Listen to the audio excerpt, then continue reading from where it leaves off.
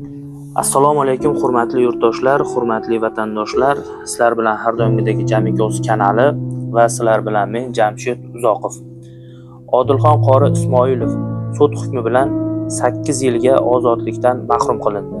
Bu haqda Oliy sud matbuot kotibi Aziz Obidov ma'lum qildi. Qayd etilishicha, jinoyat ishlari bo'yicha Pop tuman sudida Rayhon oilaviy milliy taomlar ta'sischisi muqaddam sudlanmagan Odilxon qori Ismoilov va boshqalarga oid jinoyat ishi ko'rib chiqilgan.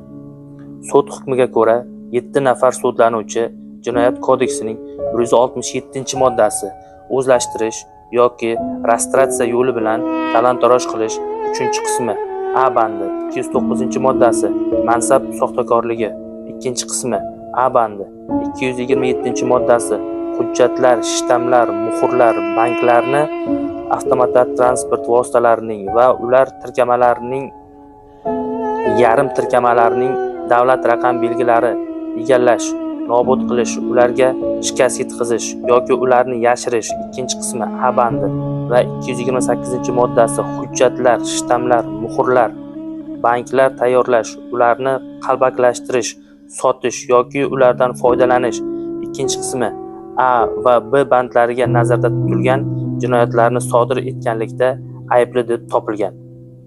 Odilxon qori Ismoilovga 8 yil Jinoyat kodeksining 62-moddasiga ushlab turish, qamoqqa olish yoki uy qamog'i vaqtini hibsga olish qoidalari asosan 7 yil 11 oyga 28 kun muddatga qolgan 6 nafar sudlanuvchiga jinoyat xatti-harakatlaridan kelib chiqib turli muddatlarga ozodlikdan mahrum qilish jazolari tayinlangan.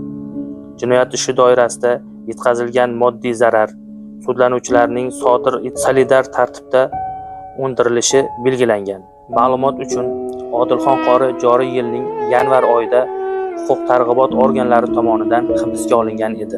U ko'p yillar davomida Toshkent shahridagi bir nechta yirik masjidlarda, jumladan Shoxontohur tumani bosh imom xatibi va Ko'kcha Shayx Zayniddin masjidi imomi sifatida ishlab kelgan.